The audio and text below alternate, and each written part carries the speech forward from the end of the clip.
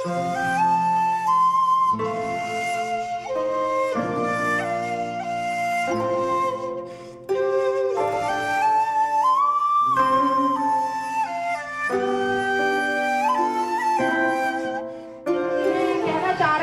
पहले राजस्थानी मंडल को मैं तहे दिल से धन्यवाद देती हूँ कि 3 सालों की अनवरत तपस्या से आप ये सेवा भाव से काम कर रहे हैं। लोग फैसला करते हैं 1 या 2 दिन में ही अपने काम से लौट जाते हैं, पर 3 साल से निभा रहे हैं आप।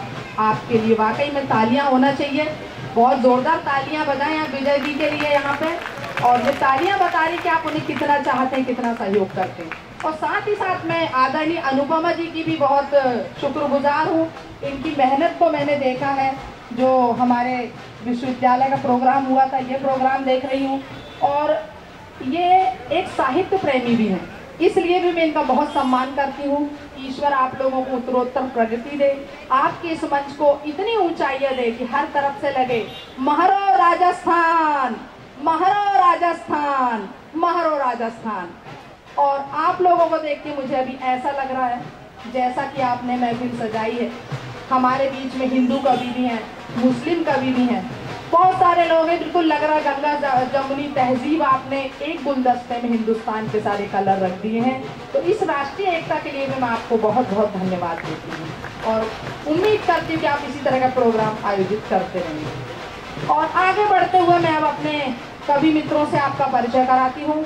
देश प्रेम की बहुत अच्छी रचना पढ़ने वाले एक मुस्लिम शायर होके देश प्रेम पे अच्छा लिखने वाले एक हमारे बीच में शायर यहाँ पे आए हुए हैं, मुनव्वर आजमी आजमगढ़ से। मैं आपके लिए उनको बुलवाई हूँ। मुनव्वर आजमी से आपका मैं स्वागत करती हूँ, वो आके अपना स्थान ग्रहण कर ले। आइए मुनव्वर भाई, जो चेयर आपको पसंद लेने, कुर्सी का बहुत ज़्यादा प्रॉब्लम है, लोगों को कुर्सियाँ मुश्किल से मिलती हैं। और दूसरा मौका मैं दे रही हूँ, हमारे बीच में मध्य प्रदेश से आए हैं साहेब लाल सरल। इन्होंने कहा कोई साहब नहीं कहा, तो कहता तो मैं साहेब नाम ही रख लेता हूँ, पर सरल उसके साथ लगा, ये अच्छी बात है। ये सरल हृदय के व्यक्तित्व के आदमी हैं। तीसरी जमात में हमारे हैं यूसुफ यलगार, यानी यलगार यानी क्रांति की आवाज़। ये बहुत हास्य व्यंग के कवि हैं, छोटे से, इनको भी मैंने बुलाया। आइए यूसुफ भाई आप भी आ जाएं। आ चुके हैं, पत्नी के बाद पहली बार देखा इतने जल्दी आदेश माना किसी ने। और मैं बुलाना चाहती हूँ अरशद, सिद्धार्थ नगरी यूपी से आए हुए हमारे बीच में, जो माँ के ऊपर बेहतरीन शेर कहते हैं। तो अरशद भाई आप भी आ जाएं।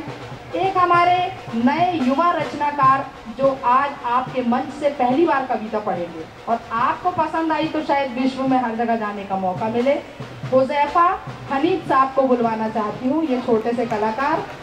और हमारे बीच में एकमात्र कवित्री जिनकी आप बहुत देर से प्रतीक्षा कर रहे हैं, आदरणीय श्रुति भट्टाचार्य, जो निमकी मुखिया, बड़ो बहू, ये है मोहब्बतें आदि सीरियल्स में काम करती है, एक सेलिब्रिटी भी हैं, आपके बीच में आ रही हैं। और हमारे बीच में एक आड़जात कवि जो बहुत मोटा है और बहुत छोटा है, इनका नाम है time pass Shukla. Time pass बहुत अच्छा करते हैं, ये भी हास्य के कवि हैं। इनको भी मैंने जौनपुर से मंगाया। जरा जोरदार तालियां, नाश्ता आपने जरा कम खिलाया लग रहा मुझे। तो देखिए ये सब हमारे बीच में आ चुके हैं और अब आप लोग को अंदाज़ा हो गया होगा त्रिलोक जी को कि कितनी कुर्सियाँ लग रही थी, मुझसे पूछ रहे थे। बहरहाल मैं कार्यक्रम की शुरुआत करने जाती हूँ। पहले मैं भाई को दे देना चाहती हूँ, आपका नाम बहुत सुना मैंने मिमिक्री के मामले में, आदरणीय जानी लीवर साहब जी के प्रोग्राम्स में भी आप रहे हैं। मैं आपको नमस्कार करती हूँ और ये पहले इन्हें दे देती हूँ। जयराम जी की क्या मजा मजा कहीं बोले, जयराम जी जोर से बोले, जयराम जी की। हाँ, हनुमान जयंती चल रही आज, अब मारवाड़ी 1 महीना मनावा होली है जी जी, ठीक है। बच्चे आया ठीक है, नुकसान हो गया तो विनोद जी बेटे है,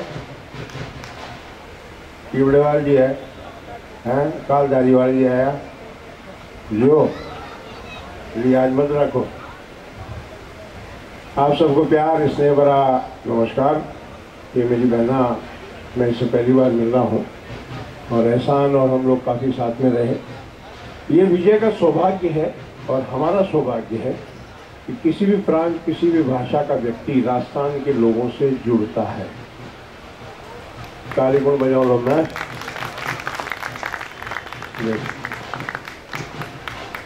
और विजय के सार्थक प्रयास के लिए बहुत बहुत शुक्रिया कि तमाम जो लोग बैठे हैं शब्दों से खेलते हैं और शब्द के पीछे भावनाएं होती है, इमोशंस होते हैं।